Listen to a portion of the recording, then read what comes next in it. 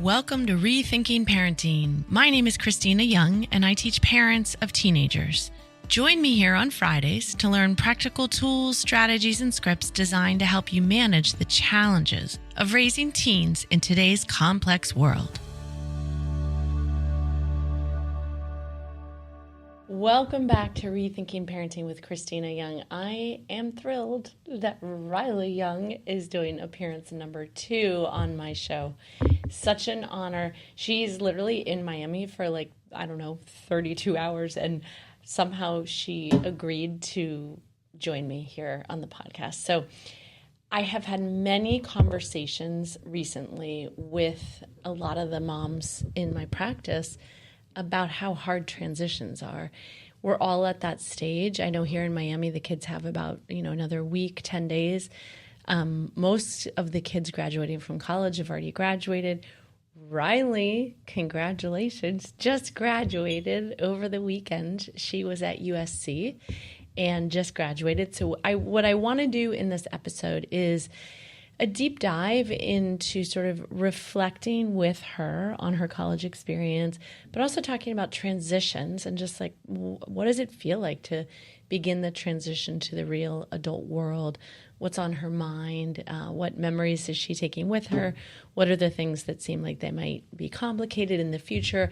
So my hope for this episode is there will be a lot of takeaways that a lot of you out there can use as you're standing, I think, in the same shoes as I am with a child who's transitioning from one thing to another. So welcome, Riley. Thank you, Mama. Happy to be back. I'm just so thrilled that you said yes. And just so we can make it really crystal clear to everybody listening, what is it that you just graduated from and with? I graduated from the University of Southern California with a Bachelor's of Science in Business Administration with an emphasis in finance. I mean, that is quite a fancy title. Yeah, it is. I feel like just out of respect for SC, we need to talk for a second about the longevity. And I don't even know how many, 30-something years ago, I graduated from SC with my master's in social work. Delaney graduated with, is it the identical? Everything identical to Riley, that exact same degree, name Fancy, in 2022. And now here we are, 2025, Riley's graduating. So I mean, it was fraught with emotion, I think, because it was sort of the end of an era. Like, we've been going out to LA all these years, and there was so much about the visits to LA that were so much fun and exciting. And then there were the parts of LA that are very painful, like sitting in Ubers for a really long time in the traffic situation and all of that. But let's dive into this episode. So I want to start with this, Riley. What is one moment from college that really shaped who you are today? It's a huge question, so take your time and think about it. One moment? One part of college that you think it really shaped who you are today. You're really almost days away now from turning 23. Yeah. Well, okay. Instead of moment, can I say what part? Of course. My sorority. I knew you were going to say that. Please tell us why. As cliche and cringy as that sounds. No, it's wonderful. Why is because USC is such a big school, and it helps it feel so much smaller and more like you have a really tangible community and like a tangible house to go to where you walk in the front door and you know the names of every single girl and everyone's in there ready to like say hi and like have fun. And you have the whole kitchen with food. You have the prefix social schedule for you. Like, it's very nice to have that to fall back on at such a big school, and just to supplement, like, I guess every social aspect of USC is just like amplified, I feel like, by Greek life. I know that I might be like alone in that thought, but like it makes me so sad, the thought of USC wanting to like abolish Greek life. There's obviously like flaws to the system and flaws in regards to how members are chosen and how all the like groups actually come to be. But I have to say, like, it's given me such a strong community of girls. Like, every single one of my best friends is like in Kappa, like through Kappa. Not to mention, like, you get to know girls in the grade above you, below you, 2 years older, 2 years younger that you wouldn't otherwise know. And it feels so good to, like, have such a force to unite behind. I was really touched by the mother-daughter Kappa luncheon that Riley and I attended last Thursday in LA. It was so beautifully organized. But I really felt what she's describing here is that sense of community and home base. And that feeling that we all want of like, I walk in and everyone knows my name, because USC is huge. I mean, it's just sprawling. It's ginormous. So to have a place where you feel so connected and so welcome is amazing. In the same breath, I'll say, as you already know, and our listeners know, but it's still important to note, Greek life is not for everybody. To me, it seems like you have to be a certain personality type, which you are. You were like a beautiful, perfect candidate for Greek life. Mm-hmm. Because you love to be social. You love to have tons of connections. You love a party. And you like, it's just so fitting for your person. I can't imagine you going to college and not having done that. Yeah. Right? Not to mention also, like we said, after we left the like Kappa senior luncheon, it was like jarring. We had the presentation seeing like all the achievements of every single girl in my grade that's graduating like from my sorority, where they're moving to, what job they already have, and like what major they graduated with, what honors they were distinguished. Like, it's insane. It was remarkable. And like, you like were cracking up when we were leaving. Like, you've never not on purpose surrounded yourself with like really high achieving, really driven, inspiring girls. I was commenting, just to make that clear, I was commenting to Riley, like, what a blessing it is that in the different schools you have had the privilege of surrounding yourself with, you've always had motivated, smart women. It's really incredible. Mm-hmm. And anyway, Riley and I were talking about that notion of like, you know, you rise to meet the people around you. And it's such an excellent thing to put yourself in a setting where there are people who are aspiring to be something even more amazing than yourself. Because you always want to be in a setting where you're sort of looking up and like, oh my gosh, wait, that's possible? Maybe I want to try that, right? All of us always were like, the older girls in Kappa are the coolest people ever. Yes. The smartest, the prettiest. Yeah. Like, the most fun. Yeah, the most fun. But also, like, again, sitting at that kind of graduation Kappa luncheon and listening to their accomplishments. It inspired me. Yeah. Yeah. Okay. So different question, Rye. What are you most proud of from these last 4 years? I love guessing what you're going to say because I have a guess, but I want to hear what you're going to say. Most proud of? I'll let you think and just tell my audience that Riley and I both got coffees from Crema next door, and we both spilled them down the front of our shirts before this episode. Such is life. What are you most proud of?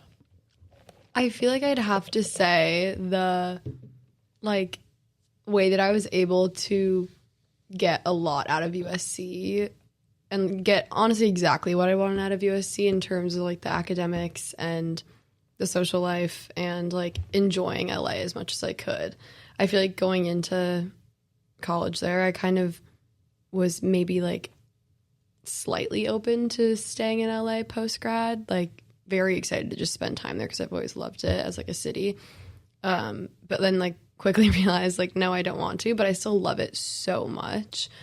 And I think I did a really good job at enjoying everything that USC had to offer and not getting like too sucked into like one part or the other. I think I had a really good balance in terms of I think you did too. Everything. Maybe we should have spent a little bit more time in the classroom. Well, here's what's fascinating. I feel like, okay, we have 3 children. Riley's our middle daughter. And my husband and I are actually very, very, very different people. And I tend to be the more academic, follow the rules, high achieving, and my husband tends to be more like social, like make your connections, have a good time. And you, I feel like, are this beautiful 50-50 blend. And not only did you walk out of USC with a really nice GPA, but much, much, much more importantly, you're walking out of USC with so many lifelong friends.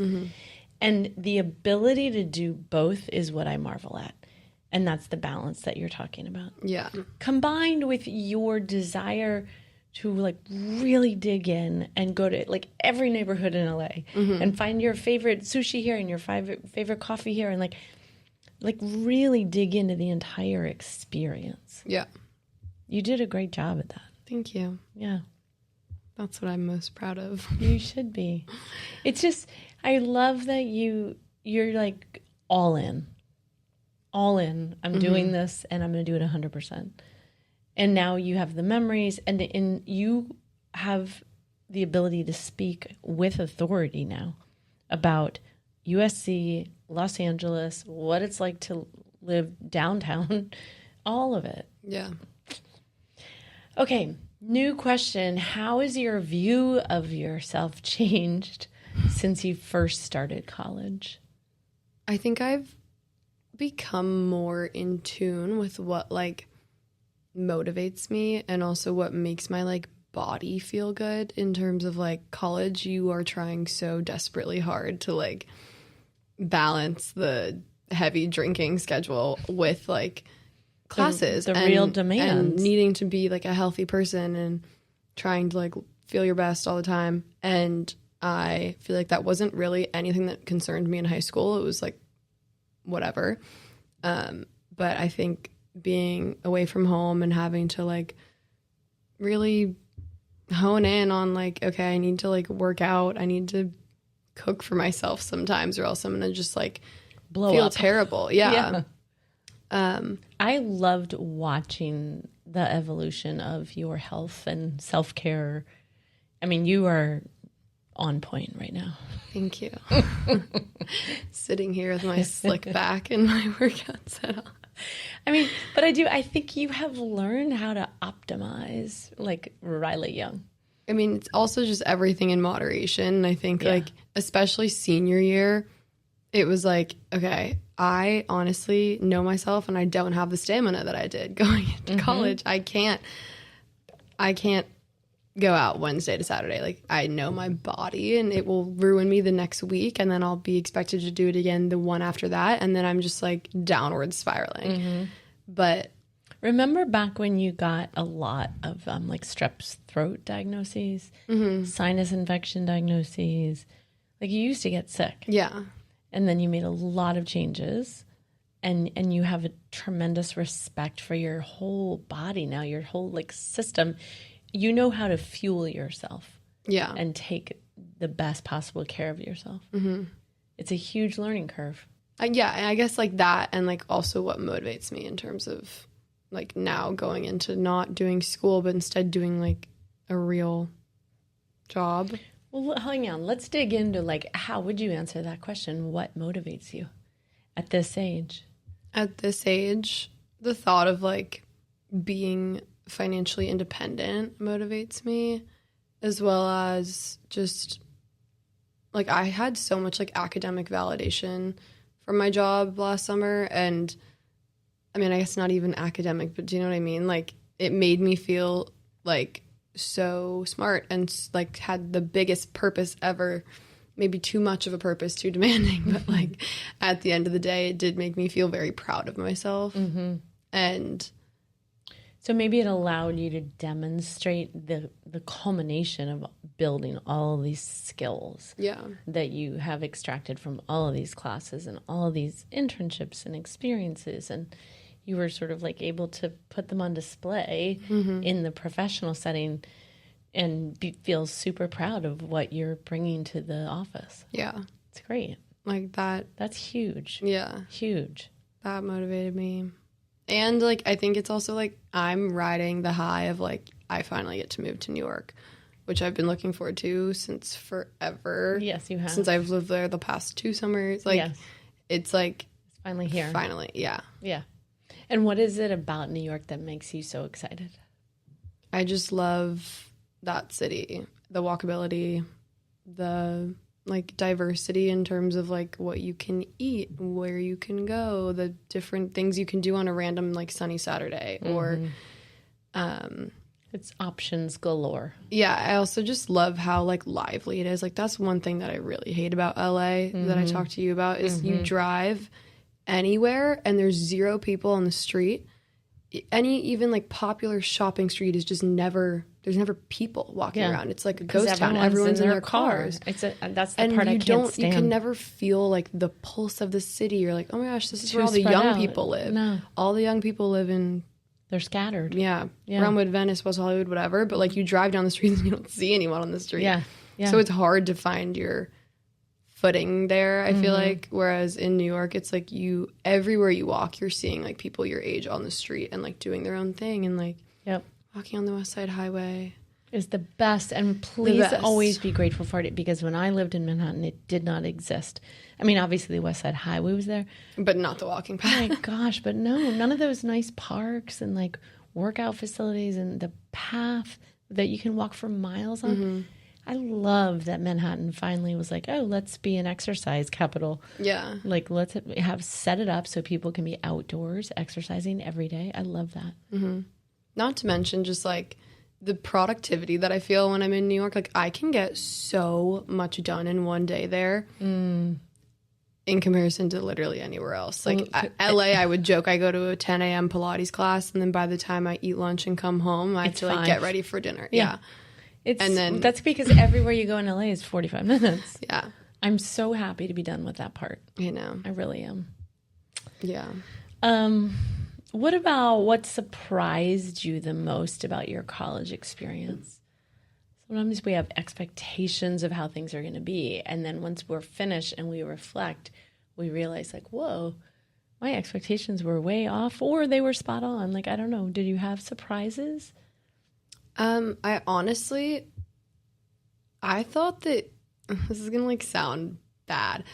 I thought that Marshall, like the business school at USC, was going to be more work than it was. And that's not to say I had a 4.0 and it was so easy, but like in terms of the workload that I feel like high school like prepared me for, I was prepared to like crank it up even more. Yeah.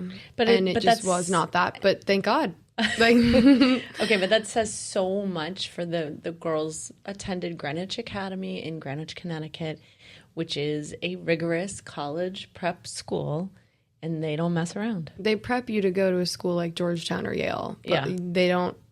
But USC, the beautiful part is like I had to take maybe max 4 classes a semester. One of those was a GE that was something like a food science class. And then one was a business communications, like learning about leadership. Like it had a decent amount of fluff to it. And then it, on like the contrary, had like some of the hardest classes I've ever taken in terms of like the math required for like business operations and managerial accounting. So it's kind of like, but then again, those classes are very much like you show up to class, you learn. And like if you're not interpreting it, and like teaching it yourself at home when you go home that night, there's no homework to like keep you up to date. Like if anything, it's like a three practice problems a week. Like tell me about your learning curve on that. It was really hard the first semester I was at USC. Microeconomics class is like one of the hardest, and it's a requirement for every business major. It's so bad that like the exam averages were between like 50 and 60 every exam every year. So because of the Marshall curve too, if the average was a 50 or 60, that equated to like a B plus. So if you're really smart and you got a 75, then that's an A plus. Hold on, pause. Can you explain so that my listeners understand what is the Marshall curve? Basically, every class is curved to a B plus. So because the classes are really hard.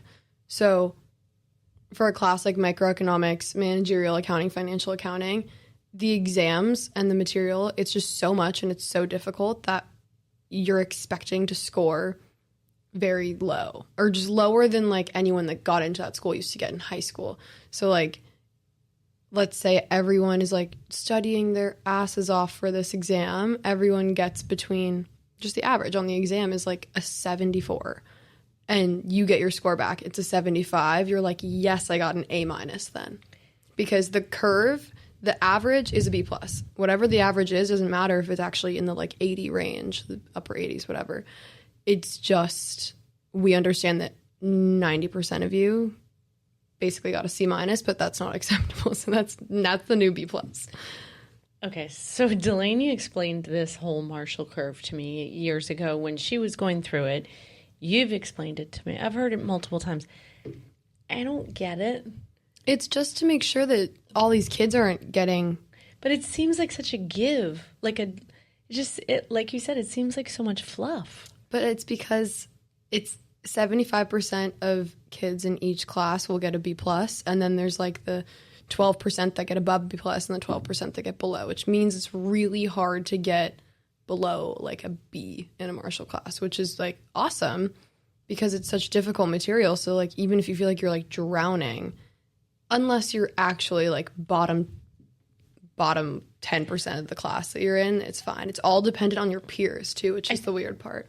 Here's my question. Do you think that reflects real life? Do you think real life works like that? To an extent, I don't know. Because I think about like my internship last summer, there were 37 interns. Let's say like 30 of them were like fine, not what the company is used to, but all of them were like that. And then there were like the 3 or 4 exceptional ones, like amazing. And then they're like one or two really mediocre. Like noticeably below the curve, and everyone else is just kind of in that meh. Yeah. Then that's the new normal, the meh, because you're not going to say firing all of you. We're only taking the that's a good 3. point. That's a good point. So it's kind of like, yeah, it sucks, but also what is Marshall going to do? Make the content easier? Make our classes longer? I'm curious to know how long they've had that in place. I guess for quite a while. I don't know. And it's funny because it's a B plus for all of like the Marshall core classes, but then for the specialization electives, like when I say I have an emphasis in finance, my finance electives that are much more niche, they're harder than the broad core classes. And so that curve is an A minus.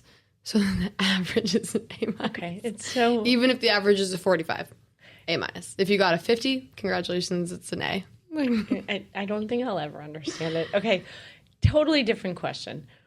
What did college teach you that actually had nothing at all to do with academics? Probably like time management, and also like I said before, the like really knowing myself and my... What did you learn about time management? Social battery, and what did I learn about time management? Yeah. Like no one's holding your hand the way they were in high school in terms of like, reminder, homework due tomorrow, reminder, there's a quiz. It's like, you have to know that. You have to check the course page. You have to submit everything on time. No one is sending out reminders. No one's like, hey, you missed the last 2 homeworks. Are you okay? Like, no, definitely not. No. You can barely also like, I don't know, the professors like don't know your name like 90% of the time, which is crazy. But really crazy. You have to be totally accountable for yourself. And so independently motivated. Yeah. That's why we were like cracking up even like at the like USC graduation. There's no one holding your hand. There's no one even like with signs being like graduates this way.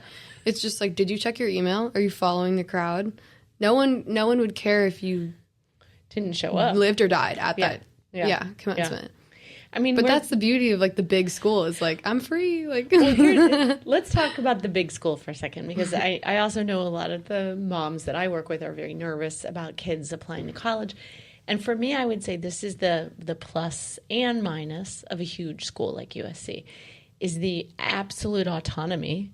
No one's tracking you. No one's going to be like, Riley Young did not show up for this particular lecture.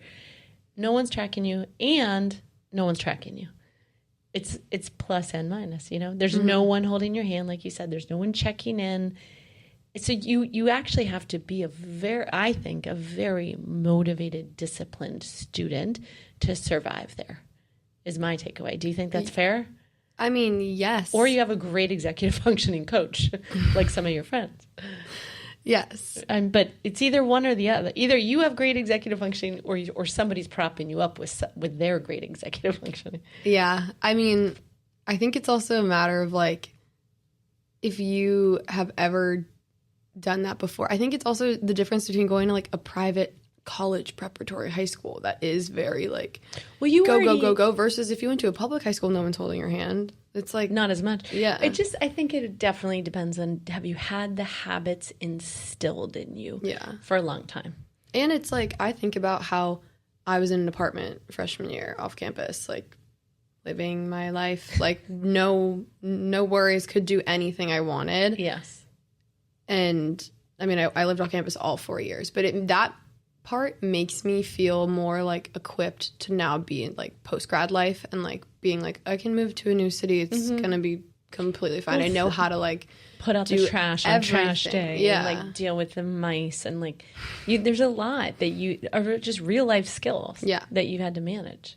Yeah. Not to mention we were talking yesterday about like booking your own flights and having the app on your phone that, you know, for whatever airline you're using. And there's a lot of real life skills that you have mastered for sure. Mm-hmm. But that also comes with just going to school in a big city. It does too. Like, and like the safety and the awareness and like, yeah. Can we talk a little bit about the safety thing? Yeah. Like, what are your takeaways? Let's pretend you're talking to a girl who's graduating high school and she got into USC, which is quite a feat these days, and she's getting ready to head to LA in August. What would be, like, let's pretend 2 or 3 specific tips on safety for her? If you're leaving your dorm, your house, wherever it is, after dark, you are either, like, not alone. I would just never walk anywhere at night, really. Alone. Yeah. Yeah. Or you're just in, like, a nice Uber, or, like, have someone on the phone with you.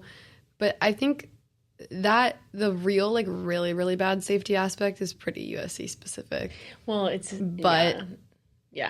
probably is.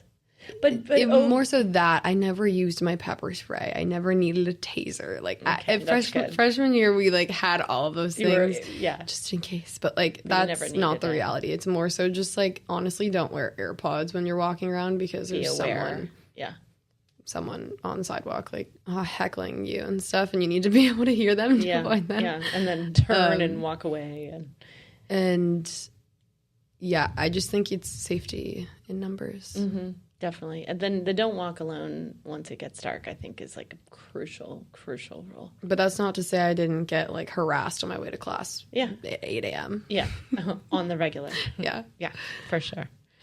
So let's talk a little bit about this transition time.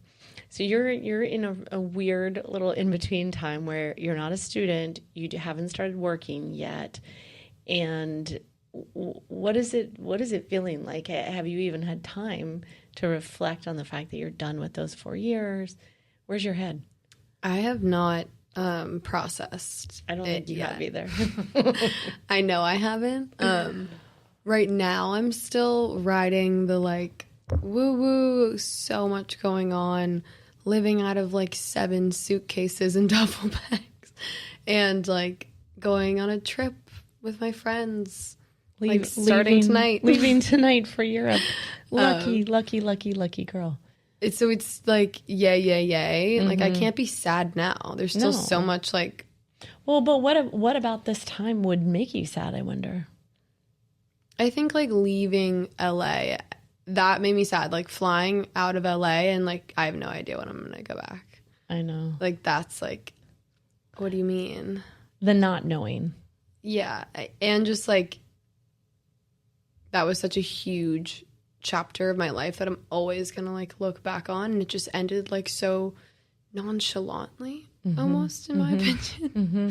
And, like, the scrambling to pack up my house and everything. Like, it was just such, like, a mad dash. It was such a scramble. Graduated and getting out of there. I think it goes back to what we were already saying, though. What I observed sort of from afar, because I only arrived at the end of the scramble, was, like, once again, the school didn't offer a moment of help in terms of like, oh, you're graduating first, you should do this, then you should do this.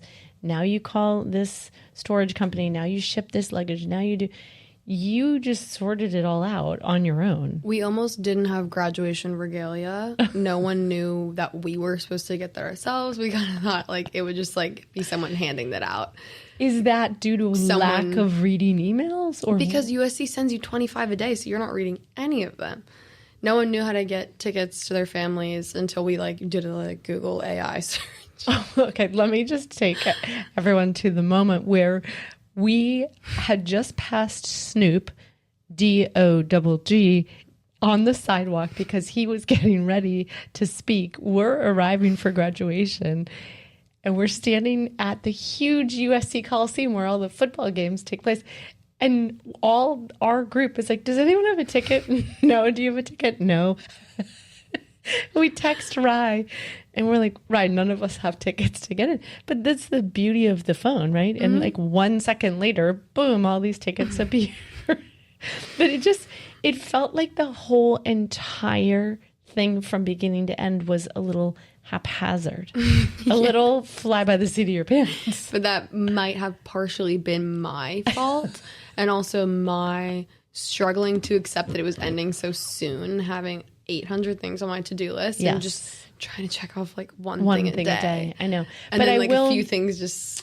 So let's get into this because you might remember that you and I talked on the phone a little bit more than normal in the weeks leading up to graduation. And every time we talked on the phone, I said the same thing to you. I said, from all the way here in Miami, I can feel your stress out in LA. It was so palpable to me. Mm-hmm. And I actually said to Daddy, I almost wish that I had come out for graduation. I wish I had shut down my office and come out a week prior so that I could like slowly, carefully, calmly help you pack and manage all the details. But here's the reality in our family is that like Riley is our kid who's like truly the most organized. And you've always made it seem like you can handle anything. And you're not really one to ask for help. And so I kept feeling your stress from afar and saying, can I do anything? And you kept saying, no, I'm good. I'm good. Because to me, it almost is more stressful to be like, delegate. Okay, if you want to help, you can do this, but it requires doing X, Y, and Z. I know. And also, and then it feels like maybe it done just a specific way. I know. And sometimes just to do it yourself, it gets done your way. And yeah, but it was, you graduated 2 services or ceremonies, Thursday and Saturday, and today is Tuesday. Mm-hmm. I'm still exhausted. I know you're still exhausted. It was a chaotic whirlwind. Could we talk just for a moment about Snoop? Sure. What is it so Snoop was Riley's business school speaker, and he paraded into the Coliseum wielding a sword. And the marching band was playing whichever one of his songs. I don't remember which one. Oh, no, they played Young, Wild, and Free. Like, so what? We get drunk. Oh, is that after what they were playing? His speech. Oh, after. Okay, but what did he parade into? It was definitely one of his songs. Oh, it might have been California Love. I can't remember. It felt like the biggest joke. It was hilarious. It felt like a joke. It felt like Snoop was DJing the graduation. He danced his way in. He was hilarious. Spoke for 1 minute and 45 seconds. He spoke, but he fist pumped all the kids walking in. He was so personable. Everybody loved him. He did speak for, I think, 1 minute and 45 seconds. He said some pretty valuable little chunks along the brief talk. Mm-hmm. And then he stood on stage and danced for a while while the marching band played more of his songs. And then he paraded out. It was fascinating. I've never seen anything like it in my life. And yet it was kind of spot on. No one wanted to listen to a long speech. I was going to say it felt very on brand for the business school. Did it? Same with the dean, had a relatively brief speech in comparison to anything at the big commencement. Yeah, it was fascinating. Everything was like, that's it. Going to go straight to the point. Okay, so let's do this, right? Let's sort of jump forward to you're back from your trip. You're settling into your new apartment with Emma, your dear friend you're going to share an apartment with, and you're getting really settled into thinking about this next chapter. What's going through your head? My job and like... Can you name your job so listeners understand what you're doing? I'm working at Bank of America doing investment banking in the natural resources and energy transition group. So like renewable energy and power. So as my main focus is. As Riley said last summer, I never thought I would know this much about windmills. It's great. Yeah, it's the future. What are you thinking about, Rai, as you're picturing yourself? You're done with all the training and you're like actually an analyst sitting at your job and it's like 10 a.m. on day 6 of your job. How does that feel? What are you imagining? I'm just imagining like taking a lot of care in terms of myself outside of work. I love honestly I love this. Tell me more. I shared you my note document of my breakfast and lunch meal prep that I'm planning. Yes. I cannot be going to Sweet Green and Kava every single day for lunch. No. Wait, and just pause for a second and tell me, because it's such a beautiful takeaway and to me shows so much maturation on your part. Why does it matter to you that you are putting such an emphasis on fuel for your body? Why does that matter? Because it like will keep me going through the long hours of the job, and like it won't make me feel like disgusting and that I'm like sitting in a cubicle like eating this like fast food junky. essentially all day, considering I'm probably gonna Grubhub dinner too. I don't know. You're gonna have long hours, but it's like such a beautiful takeaway of, again, you have learned how to optimize your performance. And it's certainly you've learned it has to do with hydrating and eating healthy food and making sure there's enough food at the right time. And it's so clear that you've mastered that. Yeah. So and I think thinking about that. I think that's really interesting that that's the part that you're thinking about. I'm not thinking about how am I going to be the best analyst in my class, because I already know that I won't. I know who I worked with this summer. And also, if anything, like analysts like that we worked with last summer would joke like, how much do you prioritize your mental and physical health versus how much do you prioritize like feeling like you're top of your analyst class? And I'm like, that's a good question. But this is where I would give you like an absolute A+, because you have figured out what is good enough. Yeah. I mean, I proudly was like very time efficient this summer, I would say, in terms of like my workload and being pretty on top of it with work. And like I would get to leave the office at pretty manageable times last summer, but not sneakily or not without asking every single higher up that I work under, do you need any help on anything else? Anything else? Am I good? Can I go home? Like, and they were like, no, that's like it. I just made such a point of like, I am not the person that's going to drag my workout and like not finish it in a timely manner and then like end up staying there all through the night. Like that's it's miserable. Yeah. Miserable. And like, I know myself and I will burn out within 6 months if I do that. Absolutely. And that's not to say that I won't hop on my work from home setup if need be, but like emphasis on from home where I can like have my winding down, like self-care time, but also maybe be on the computer. But the part that's just really strikes me, like thinking back to how has Riley changed from the beginning of college to the end of college, it's just, I think it's self-awareness. It's understanding what you need to be the best version of yourself, but combined with a very reasonable expectation of yourself and not an expectation of like, I have to be the best one in my analyst class. Like to me, investment banking alone isn't impressive enough. Yes. If enough. I can do the job and leave the job with my sanity and with great recommendations from bosses, that's all I want. I love it, right? It makes me feel really proud. And it's something we talk about so much in my groups about how do we teach our kids to be the good enough version of themselves.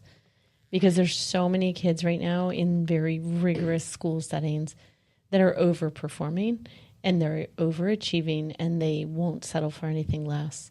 And we talk a lot about like the tax you pay on your mental health, on your physical health when you get into that mindset.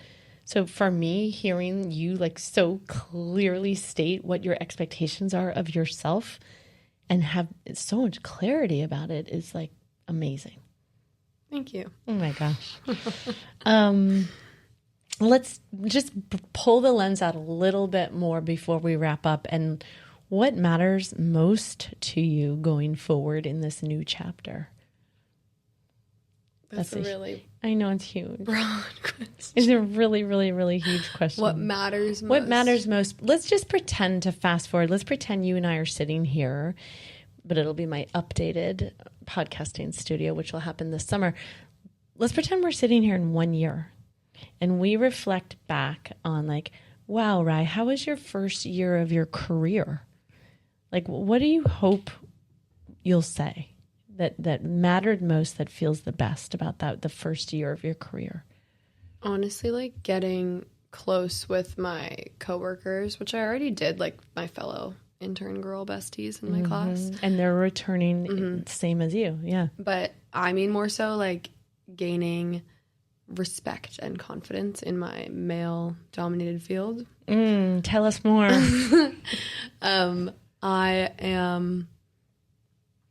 I think I did a pretty good job at it this summer, but just in terms of like, I'm meant to be there.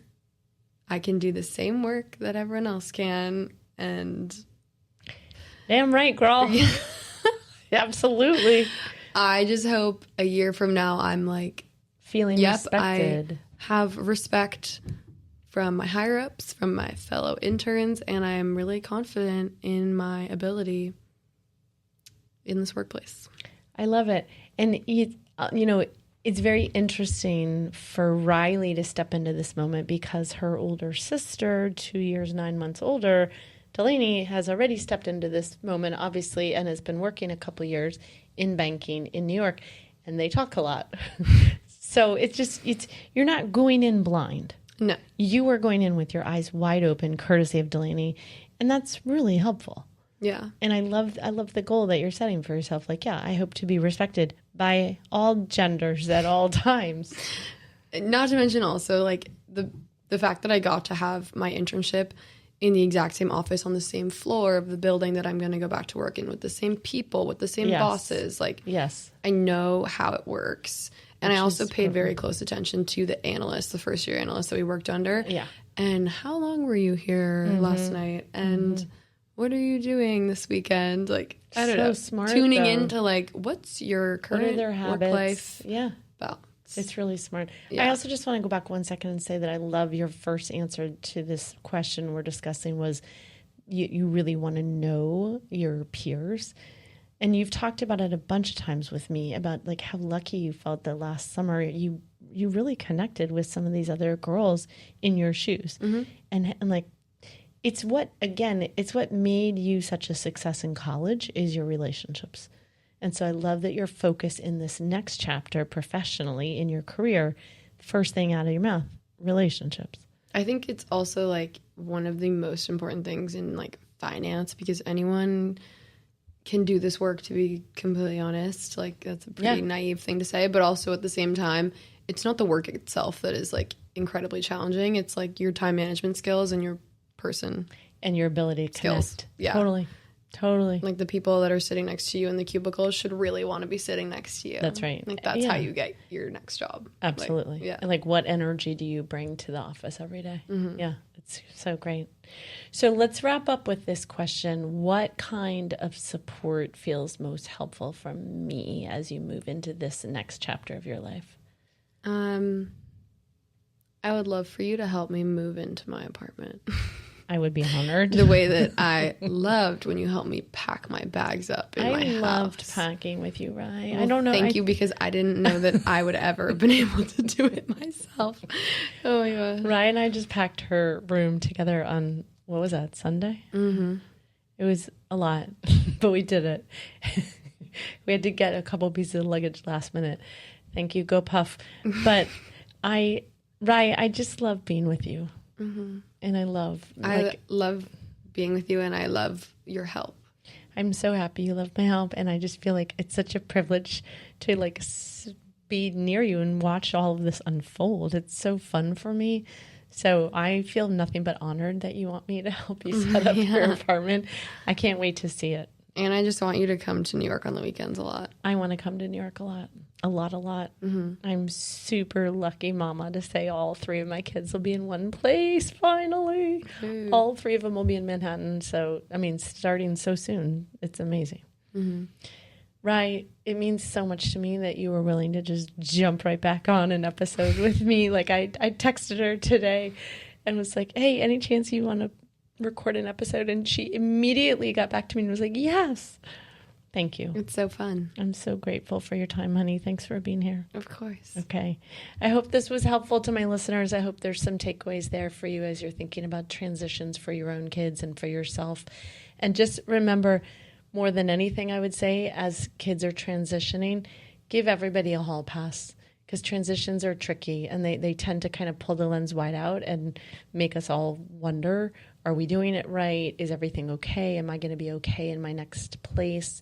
So be gentle with each other. Thank you so much for listening. I want to end with a reminder. I want to talk to you very briefly about an organization that I really, really admire here in Miami. If you're looking for a way to make a real difference, LEAP helps formerly incarcerated women, many of them moms, rebuild their lives through in-prison education, safe transitional housing, and job training at Dragonfly Thrift Boutique here in Miami. Shop with a purpose, learn more, and donate at www.leap4ladies.org and be a part of a woman's second chance. Thanks for listening. Bye-bye. Thanks for listening to today's episode of Rethinking Parenting. If you enjoyed the episode, please be sure to rate, follow, and subscribe. I read all of your comments, feedback, and suggestions, and I so appreciate them. So keep sending them in. Thank you.